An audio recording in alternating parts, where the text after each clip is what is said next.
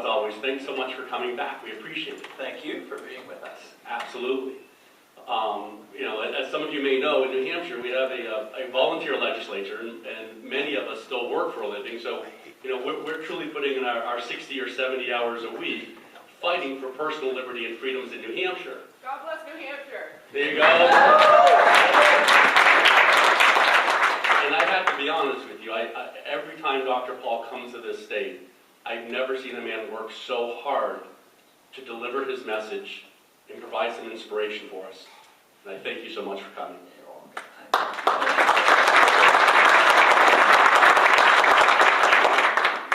So you're a doctor. Yes. Have a little history of delivering babies. What made you decide to become a doctor? To make a living. Do something. Well, I started off in science in college. Didn't know what I wanted to do. Thought I might be a teacher, but I still had a biology major.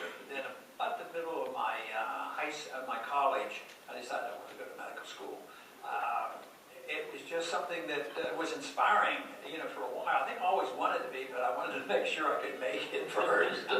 So I had to test myself and do the biochemistry and do the physics and the biology. And then I felt comfortable, and that's when I got interested. But there's something pretty ideal about being a physician. Some people have asked frequently, what is your most exciting moment in life, excluding your marriage and your children being born?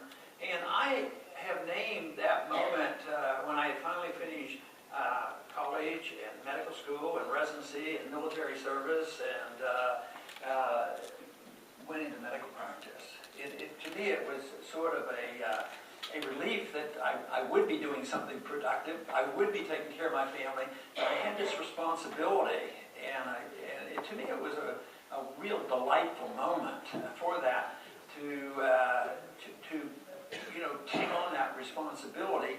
And one thing about the specialty I picked is a very happy specialty.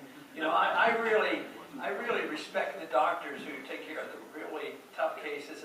I wasn't emotionally adaptable to some of the more, you know, as a resident, when you go through some of the services where you take care of the very sick patients, and you've got to have the doctors to do that, and they're wonderful about treating cancer and strokes and things. But my psyche was more for a little bit of a happier specialty. And the one thing is you have to get up a little more often at nighttime. But I kid about it because I think my wife mentions this in a little story she wrote that, you know, I used to deliver papers and deliver mail and deliver milk and these sort of things. But we had a little dairy in Pittsburgh, and there were 5 boys, and we'd get up and, you know, back in the old days, you got milk delivered to your house, you know, fresh milk every day. So, and we were very much involved, and all the boys, you know, more or less worked all the summers, and we worked our way through college. But I hated getting up at 4:30, 5 o'clock in the morning. So I said, when I grow up, I'm going to get a job, but I know how to get up so early. But I didn't do so well. I picked one. I traded a happy specialty for getting up any time of the night. Well, thank you so much for delivering so many pro-freedom loving babies in the world. How many babies did you think you delivered? It's in the 4,000 range. Wow. Wow, congratulations. You mentioned your wife, and I understand eating is a big part of the Paul family. And you guys have a cookbook. I hear there might be some copies available today. What inspired you guys to start creating an annual national level cookbook? Well, this campaign made it national, but it was something we did for a long time in the district. But I had been in the Congress from 76 to 84. It was a short period of time. I always considered it a fluke because all I wanted to do was talk about our problems and our policies and not play the game of politics. So I never thought there'd be any way I'd be elected to Congress. But my wife had warned me, you better be careful, you could get elected, you know, if you start messing around with that. But after 4 terms, I wanted to go back to medicine. So in 1984, I went back.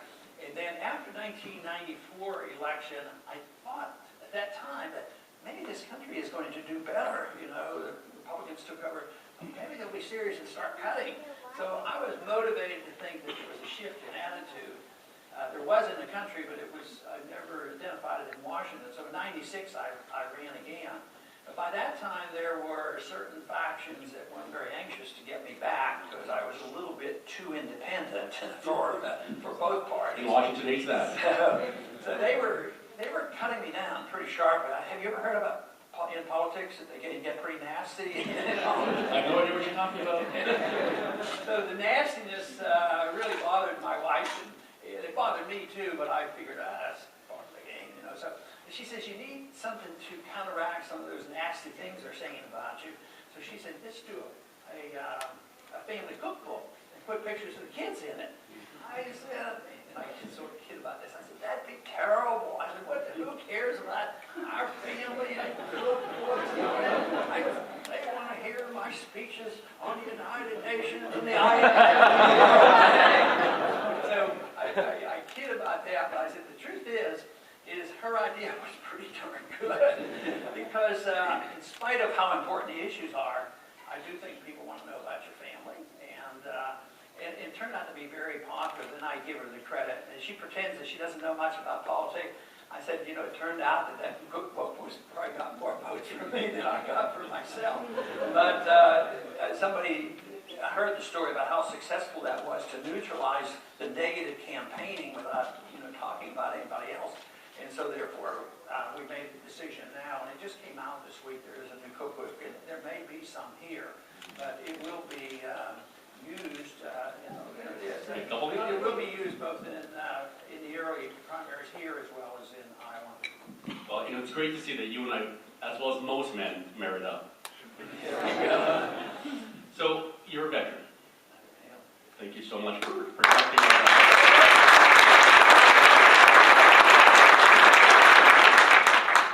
Are there any other veterans in the room today?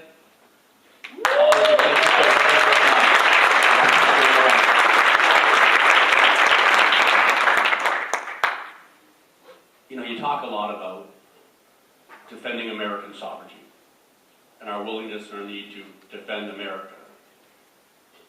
But you also talk a lot about what we shouldn't be doing, which is nation building abroad. And I hear you regularly say, bring our troops home. And thank you for saying that.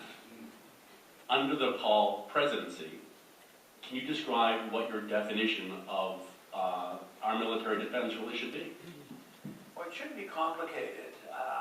It's pretty well explained in the Constitution. We are to have a strong national defense, defend our country, defend our sovereignty, which means that we shouldn't be the policemen of the world. We shouldn't be nation building. We shouldn't be involved in entangling alliances, which means that you wouldn't be joining things like NATO and the United Nations and taking marching orders from them. I mean, the most recent invasion and interference in war was in Libya, and Congress wasn't even consolidated. Marching orders came from NATO and United Nations. So national sovereignty, it is a strong requirement in the Constitution for the federal government to provide the national defense. That was one of the reasons that they wanted to start, bring the colonies together. Other reasons, of course, were the free trade among the states as well as a unified, sound currency. But national defense was a major issue. And it's, and the strong advice of the founders was that you don't isolate us from other countries. What you do is you work very hard in getting along with as many people. That means extend friendship to those who will accept it, and extend and participate in trade. If you do that, their strong belief was we would less likely fight with those people. And I use this, the example of what happened in the 60s, as a demonstration of this. I was called up during the Cuban crisis in 1962. By the time I was actually sworn into the Air Force, the crisis in Cuba was over, but the Vietnam crisis was ongoing. Of course, later on we found out exactly why we were fighting, because there was a lot of deceptions and falsehoods told about. That never happened in government, Dr. Paul. No, it never did. But, we as a country were involved, just as in Korea we were involved without a declaration of war. In Vietnam, there was no declaration of war. But the combination of the French and the Americans being involved in a civil war, really, in Vietnam, involved probably close to 1 million Vietnamese killed, We lost, if you count the missing in action, 60,000. Cost a lot of money. We ushered in an age that Johnson said that it's no big deal. We can have guns and butter. And they started, expanded the welfare state, the Great Society, as well as the war. And of course, the guns and butters really had to be paid for in the 70s. But we left under dire circumstances. And if we're honest with ourselves, it was a foolish adventure. It cost a lot of money and a lot of lives. But the theory was that we had to do that where there would be a domino effect. That was the term used. It would become all communist. The Chinese communists would take over. Just think of what's happened. We quit fighting with the Chinese, even though they had a very bad reputation in their worst years of killing their own people, and they were ruthless. And yet we started talking to the Chinese, trading with the Chinese. But in Vietnam, what happened? We left, and after several years, all of a sudden we started talking to them and trading with them and investing over there. They were coming back and forth. And I thought, wow, just think of what was achieved in peace and was never achieved in war. So I think if under the dire circumstances of that week when I was called into duty with the confrontation of the Soviets and us over Cuba, and they had 30,000 nuclear weapons. And guess what solved that problem? It was talking to each other, diplomacy, getting on the red phone and saying, oh, you want missiles in Cuba because we have missiles in Turkey. Well, I never would have guessed that. So fortunately, the two got together and we took weapons out of Turkey. They took weapons out of Cuba, and the crisis was dissolved, rather quickly. So I favored that approach over the saying, well, someday somebody might get a nuclear weapon, and we have to endorse the idea of preemptive war, which means, to me, aggression and going in, and we need to occupy and take over and tell them what to do. I think that is wrong. That's what we've embarked on, and I think defending this country is a lot different than occupation of other nations, which does a great deal of harm to our safety.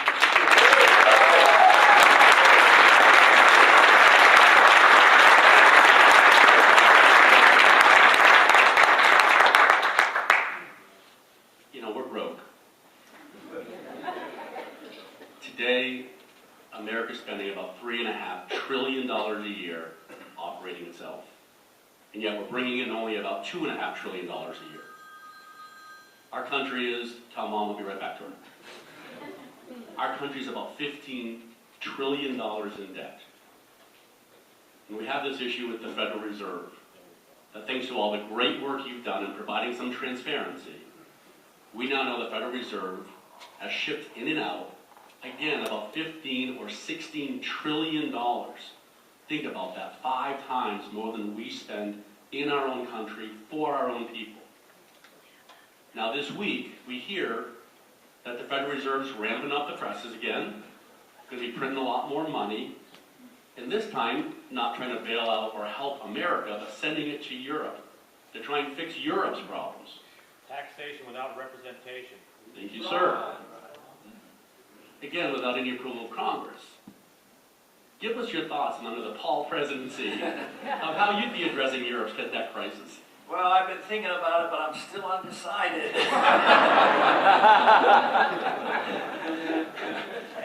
Obviously, you've led me into a very special issue. Now, the Federal Reserve has to be exposed, and when it's exposed, the people will want to get rid of it. It's been an issue that's popped up throughout our history. Even when our country started, Jefferson and Hamilton argued about this. Hamilton won, and we had a First National Bank, and then another second National Bank, and Jackson got rid of that, but now we've had a national bank or a Federal Reserve since 1913. It is off-budget budgeting. It's secret. That's why the exposure is the most important thing. But they do spend more money than the Congress, and we need to expose them. But the exposure that the people get is when they get involved, whether it was the bailouts in 2008 and 09, the penalty was laid on people. People ended up buying bad debt. we end up with the inflation, we end up with a weak economy, we end up with the poor people who are supposed to get all the houses, they lose their houses. But the connection between the Federal Reserve and liberty is what motivates me. I talk a lot about the Federal Reserve, but the key issue for me is individual liberty, believing that free people acting responsibly can take much better care of themselves than when the government either taxes us, borrows the money, and spends excessively, or prints the money. But the connection is that when governments want to grow, they always take over control of the money because they want to be able to expand. They want to control taxing, but it's limited because you raise taxes too high that people become pretty annoyed. So this is a seductive way to tax us without being upfront with us. So there are two factions in Washington that we have to be concerned about, the conservatives and the liberals. So conservatives want to spend for one thing. They might promote all this overseas spending, liberals for some other reason. So if they both want to expand the government, they're in cahoots together, and they like this idea of sending the bills to the Congress. So when, send the bills to the Federal Reserve, and when that happens, of course, it delays the pain and suffering. You can get away with this for a long time until eventually the bubble that is built by this type of financing finally has to burst, and there has to be a correction because we've overextended, because it undermines liberty, it creates too much debt, and it creates the business cycle. And we have that. Way too much debt and way too much spending, and the government is unbearable because it keeps growing, whether it's domestic or international. So this is the reason, if we had been on a gold standard and followed it, the government couldn't print money, what would have happened is when they spend too much, under the Constitution, they argued a bit about whether the federal government should even borrow money. Unfortunately, they didn't put a prohibition. But this is assumed that, okay, they tax and then they borrow. But then when they deliver these bills to the Federal Reserve, this delays it, and the people suffer, but some people benefit by it. So it's a very, very corrupt system. If you didn't have the Federal Reserve, what would happen? And the Congress wants to spend. The Congress spends in response to what is perceived that the people want. They want, whether it's rich or poor, they want some privileges and benefits from the government. So politicians respond, and before you see the suffering from the inflation, it's a good way to stay in office. What do you want? All right, we'll vote for that, whatever. But if you didn't have the Federal Reserve, what would happen is interest rates would go up. And interest rates would be a great penalty. And then the people say, the interest rates are too high because the government's borrowing too much money. We've got to get the government would have to back off. But when it's delayed and diluted, and the Fed prints the money, and then it gets out of control, and they do this international banking. That is why the monetary issue is so important. So if anybody wants to restrain the government on wars or the welfare, they have to understand the business cycle and the Federal Reserve. Absolutely.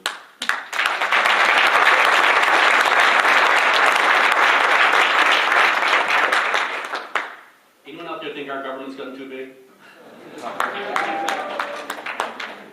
Anyone think it's spending too much money? Anyone think that over-regulation is inhibiting job creation so we can pull out of this recession? Yes. I know a guy's got a plan. You've created a plan called Restore America, where you're the only candidate that's drawing a line in the sand and saying our government is too big. It's spending too much money. Talk a little bit about Restore America and the cuts and how you're going to put us back up on the solid ground and help make America the best place in the world again. Yes, because we have too much debt, we have to be honest with ourselves. It's overspending. And how do you do it? You have to cut spending. Now, just to give the opposition, the other candidates, a little bit of credibility, they do say that we should cut. But where the deception comes in with those in Washington, the Congress, the other candidates, the super committees and all, they're talking about cutting all the time.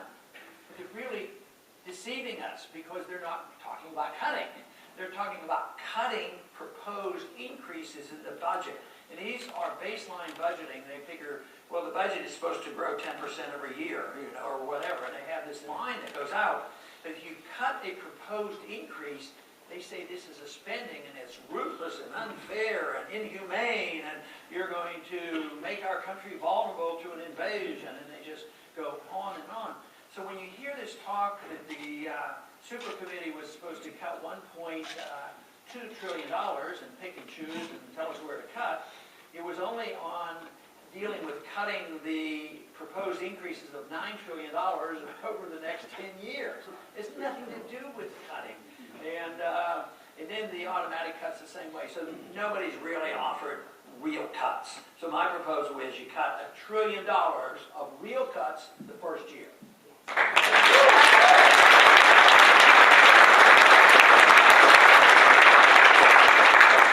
And because I believe that this money spent overseas is harmful to us and wasteful to us and makes us less safe, I want to cut half of that from overseas spending.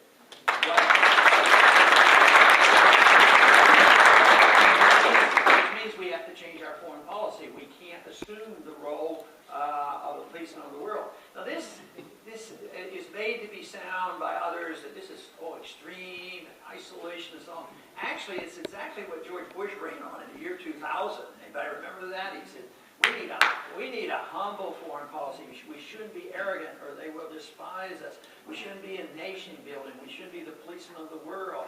And other Republicans have talked that way, but they don't carry it through. So it's not brand new, it's not different, it's very constitutional. But politically, isn't this a lot easier to cut overseas spending and building a $1 billion embassy and putting 17,000 people in an embassy in Baghdad, even though they're claiming we're coming home? This, to me, I think if the people knew this, they'd say, yeah, don't cut that. I mean, a lot of these programs, technically, that we have in this country are not constitutional. You take the food stamp program. It's done for humanitarian reasons, and now we have 46 million people on food stamps and all. But I don't even propose to cut that immediately. What I'm saying is cut these other things first, and then work on this and try to work our way out of it. But either side in Washington, both sides in Washington, will not entertain even the false cuts they're talking about, even nibbling away at the proposed increases. There's a coalition of Republicans and Democrats that don't cut one penny because we've got to take care, and they've been pretty blunt about this, we have to take care of the arms manufacturers because they depend on this. And so this is, the dilemma that we have. And I think if the American people knew this, we could cut. The other part comes from domestic cuts. I have 5 departments I would cut. The number one I would cut seems to be the most popular one to cut, and we could save a lot of money and actually improve the particular conditions, and that is get rid of the Department of Education. Oh, Along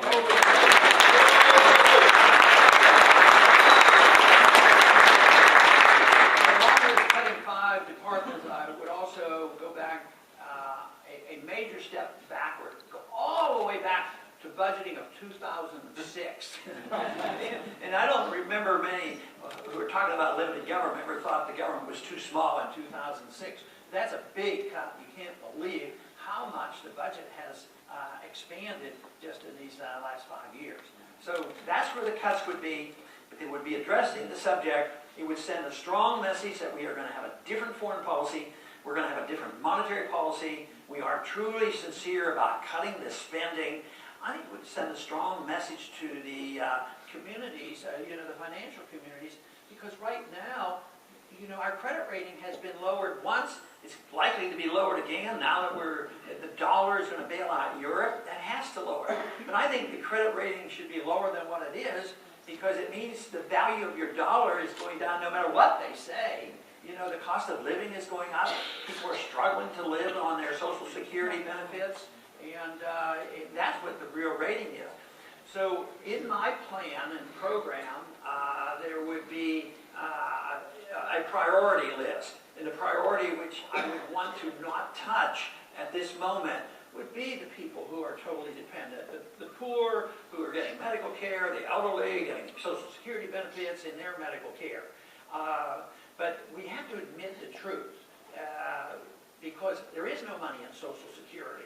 We broke the contract. The government broke the contract. They said, we're going to take this money and save it up and give it to you for your retirement. But they took that money and spent it overseas. So we have to reverse that, quit spending it overseas, and tide people over. That doesn't mean that everything is going to be perfect. It may be, you know, if it doesn't work in 3 or 4 years, we might have to do some other adjustments, you know, on Social Security and all. But for now, if you want to try to preserve it, we have to do something like this. If we don't, all these programs will fail because the dollar will fail. And even now, we can't keep up with the needs of the elderly. It will become more difficult to keep up because the inflation rate will go up. And if you spend more debt and print more money, the inflation rate gets higher. So the more you spend, the worse it gets.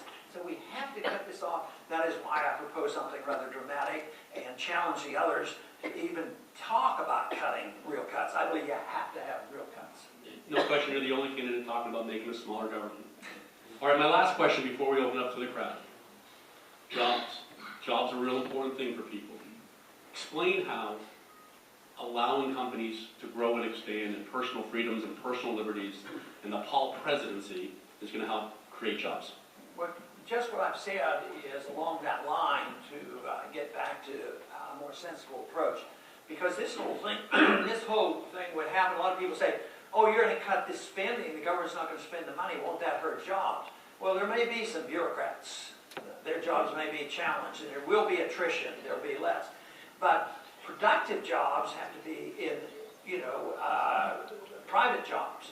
And we want this money. People say, well, you're not going to spend this money, it's going to ruin the economy.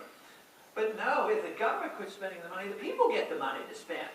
And they don't have the inflation. But you do have to do other things. You have to cut the spending. The money has to go back to people. You can't raise taxes. You have to lower taxes. You have to get rid of capital gains tax. You have to get rid of the tax on the reimportation of capital. We're only one of 2 countries in the world that taxes a repatriation of money. That's why our businesses want to go overseas. So you want to do that, but you need deregulation. You have to have an environment where we can become more competitive. But it's also related to the finances. We have had the advantage of printing the reserve currency of the world. That is very, very special privilege until it ends. Then it's a very, very special penalty. But up until now, it's been a privilege. But we've been able to print money, and that's our best export. So we export our money to China and different places, so we import cheaper goods. But the jobs go overseas, but we end up with debt. So that's why we have a $3 trillion international debt, the biggest in the history of the world. So that has to be reversed. So you have to deal with all those programs, but you have to create a different environment. But you also have to deal with the psychology of the system, the expectations. And I described a little bit about changing the expectations on foreign policy that, wow, the troops are coming home. They're going to be here and they're going to be spending money. Wow, there's going to be no new wars. There's going to be less wars. And this sets the stage. So if we can move in the direction of less taxes and less regulations, that will be the case. A lot of people still get worried and they say, yeah, but you're going to lay some of those politicians and the bureaucrats off, and won't this be devastating, and isn't that a stimulus? But one thing to check if you're really interested in this is look at the recovery after World War II ended. 10 million military personnel came home suddenly. Spending went down more than 50% because we were spending so much. Taxes went down 30%, and we finally ended the Depression. And the jobs weren't, some who believed in the Keynesian economic theory that prolonged the Depression were still saying, if they come home, there'll be a disaster. We've got to have job programs and do all this and subsidize this and that. They didn't have time to do it. Before you knew it, the Depression had ended. So if you have the right environment, whether the troops, whether you have 10 million troops come home, or and there would be nothing of the stress of that sort. I mean, there would be shifts, but just allow the people to have the incentive to work hard and keep what they earn. And believe me, if you had the right environment, it wouldn't take us that long to get back on our feet. That is the American dream. There you go.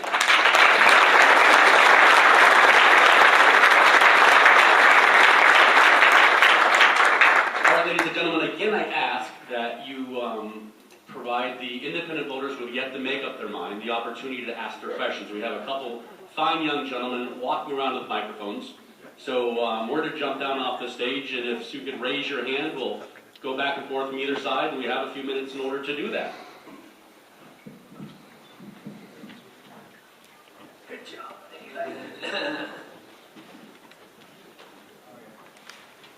Dr. Paul, I'll let you pick out who you want to get a question from.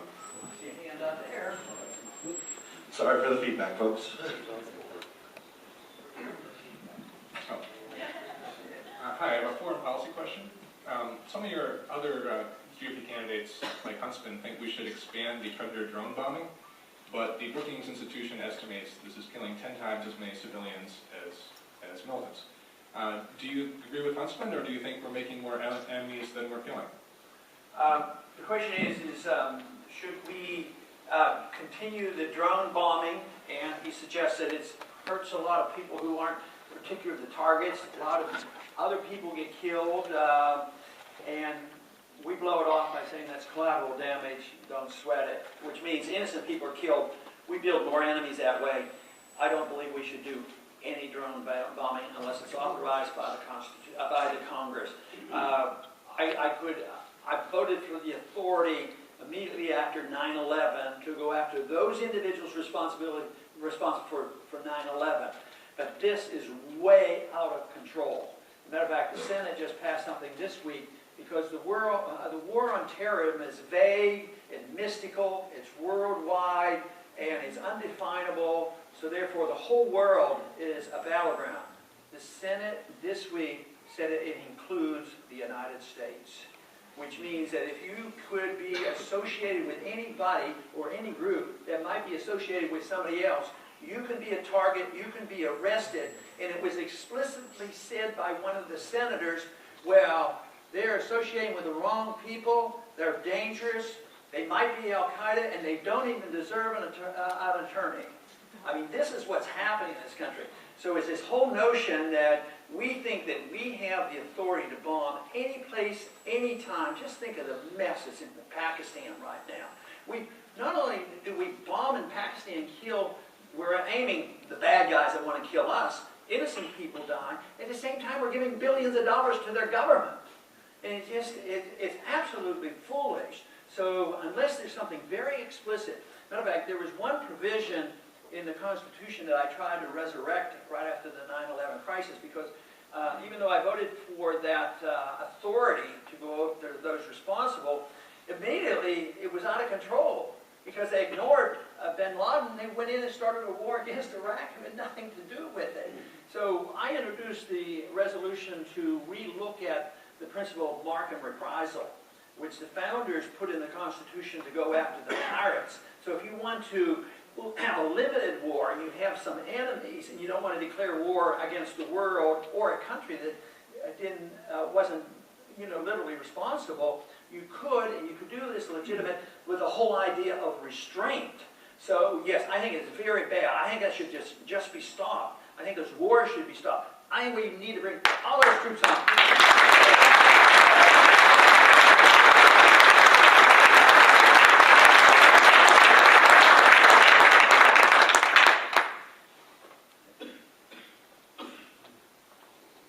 Yeah, I work in the aerospace and defense industry, and I've got 3 questions in relation to that industry. What's your current assessment of that industry? Are you talking about NASA? Aerospace? Aerospace and defense manufacturing. What's your current assessment of that overall industry? What's your assessment of the black budgeting approach process? And what's your vision for the future? The future of everything? No, the aerospace. The aerospace and defense. Oh, aerospace. Aerospace, is being challenged right now, and I'm from Houston. We know a little bit about NASA and the aerospace industry. I'm not a strong supporter of spending billions of dollars to go to Mars. To me, it makes no sense. Even though I love the idea, I love the technology, I love the science. But what we need, if people in this country would like to go to Mars, What we need to do is have such a prosperous economy that you have more Bill Gateses of the world who would like to play this game. Already we have private industry talking about space travel. I think that is fine and dandy. Matter of fact, when I was in the Air Force in the 1960s, I was tempted. I thought, boy, I'd like to be the first doctor in space, so I really liked the idea. But we spend way too much. Now, I endorse the idea of technology that has to do with national defense only. And that was more of a concern, of course, when the Soviets were there, possibly launching missiles at us and all. But there's a lot of spending in NASA that I just don't think that we need to do it, and it's a distraction. It costs a lot of money. And it isn't like saying, well, if you don't spend any money on space, there will be no experiment. No, there'll be, like I said, there'll be maybe more money, and it maybe be less wasteful.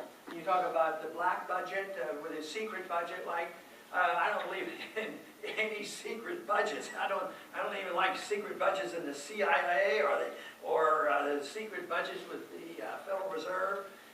We have this whole thing turned up on its head. We have a Constitution. It's supposed to be there. The Fourth Amendment is supposed to protect our privacy. The Patriot Act has thrown out our privacy. And the government has now had all their secrecy. And when we get whistleblowers, which should be honored, and we have laws that protect whistleblowers, if they blow whistles on things the politicians don't want to hear about, they get penalized on it. So I would say that we need much more openness with government. But I would not be for further expanding and putting more money into some of this civilian exploration. But I would look at anything that had to do with national defense. So it depends on what we do. I mean, if we have a free and prosperous economy and we have more private investment in space, I think it would move faster and better, and it would be just more exciting. But in this day and age when we're flat out broke, I don't think we should be entertained by saying, I wonder what the different planets look like. Even though me, being involved in science and all, I think it's really fascinating. I think the telescopes and all are just magnificent. But I happen to believe that wouldn't be all gone if we had a free and prosperous society. Thank you. Congressman Paul, the Constitution, what is it?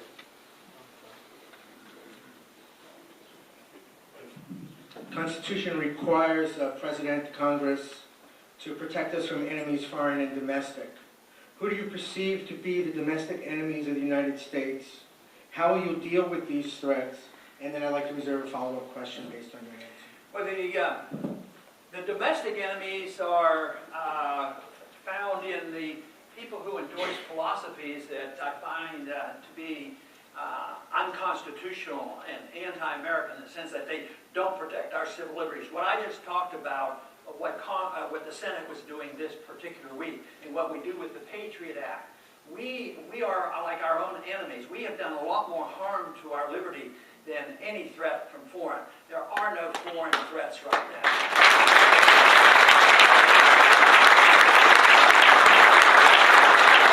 There's no other country now that is on the verge of attacking us. They're not capable of doing it. We have more weapons than everybody else put together, and we could probably blow up the world 10 times if we wanted to.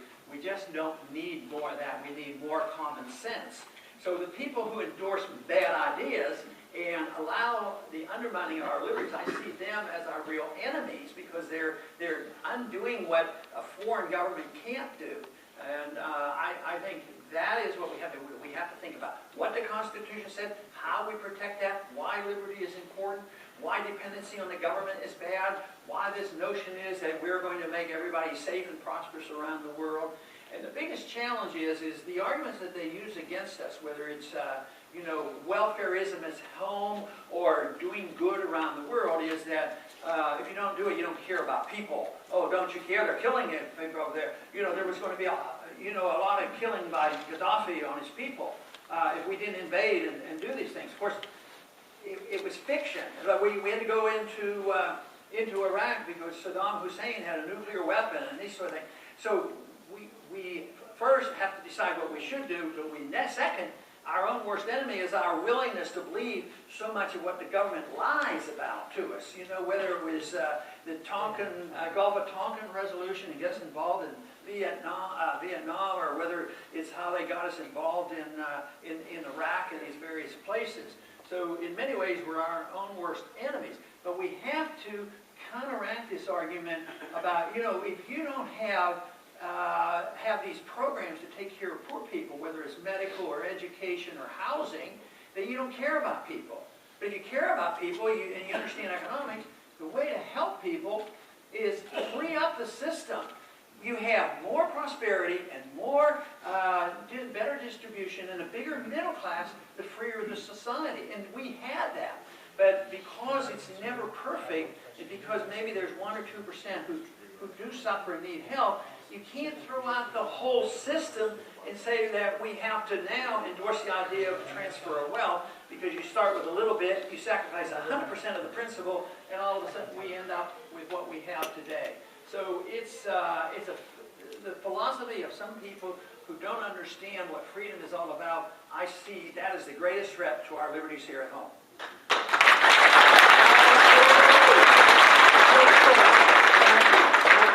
Specific about domestic threats, the Council of American Islamic Relations was found to be an indicted co-conspirator in the Holy Land trial. Do you perceive this organization as a domestic threat? I didn't hear I need to know what organization? The Council of American Islamic Relations was found to be an indicted co-conspirator in the Holy Land trial that actually took place in Texas.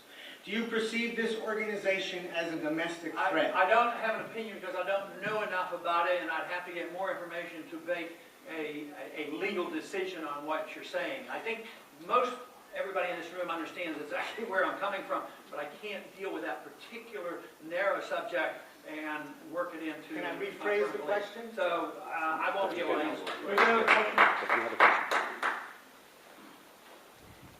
Here we go. Here. Yeah. I have a question about term limits. Do you believe that senators and congressmen, U.S. senators and congressmen should be limited to certain terms? And originally in the Constitution, during that period, you had farmers and people who went and served and then went back to their livelihood. Entrenched bureaucracy. Right. He asked about term limits, and then in the early days, it was different. It was citizens were politicians. Today, you have to be a politician and stay there and work there in full time. What I'd like to do is return the size of government to those days when you could be a citizen politician. You wouldn't have to worry about term limits. I favor term limits, but I don't see it as a panacea. I had introduced term limits. You have to change the Constitution, even in the 1970s. We never got around to voting for those until the 1990s, and I voted for all of them to limit terms, but they all went down, rather generously. There wasn't a whole lot of support. But the truth is, that in itself won't change anything. There's been voluntary term limits. People sign a statement, I will leave in 6 years, and the more ethical people did leave in 6 years, and sometimes they left and they got somebody else in that was worse than them. And others who were less ethical would take the pledge and not live up to it and then get reelected again. I don't think it's the solution. I think the problem is this concept that we have on what the role of government ought to be. And if you don't change that by people, if you think the role of government ought to be that we're the policemen of the world and we want to run a welfare state, you have a monetary system that subsidizes everybody and government is secret, no matter who you get in there, it's going to be bad. So it's sort of trying to solve the problem by more rules and regulations on individuals that might want to lobby Congress. I don't think that lobbying is horrible. It shows you how much it's out of control. But regulating lobbyists means you regulate everybody because you're petitioning Congress, and you don't want to do that. What you want to do is, Washington is like an auction. They take money from us and they have all this power, so they auction all this power on. You got to get rid of that. If you don't get rid of the power and you don't have term limits or rules on lobbying, the only other thing that we could do is send only ethical people to Washington who would resist the temptation to play those games. But I would probably vote for term limits again, but I'm not spending my energy as if that is going to be the solution. All right, ladies and gentlemen, we have time for one more quick question.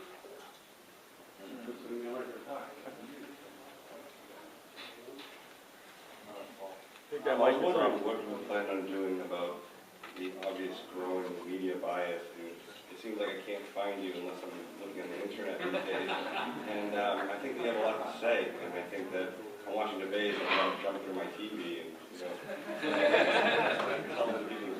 I'm not sure. Do we need to start a website? Where's Ron Paul? Let's stop telling people.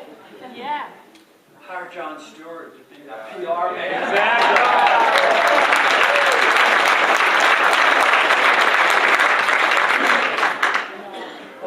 It'd be nice to say, well, it's a free market, they're the TV station, they do what they want, and you have no ability to say anything about it. Well, it's not exactly a free market because they all get licenses from the government. But assume that they're as free as they can be. We don't have any control. We can't, if a station is nasty or exclusive and all, there's not a whole lot we can do. But we live in a different age now. There used to be 3 majors. There's probably like 5 majors now. But boy, there's a lot of cable and there's a lot of websites out there. Sometimes we put things out on the website, and I don't keep up with all these numbers, but they say, you see how many hits you got on that thing? That's bigger than so-and-so's TV program. So fortunately, technology is helping us on this, but it is a struggle, and it never seems like it's exactly fair. But I think when a message is strong and powerful and you're persistent, eventually truth wins out in the end. Thank you very much.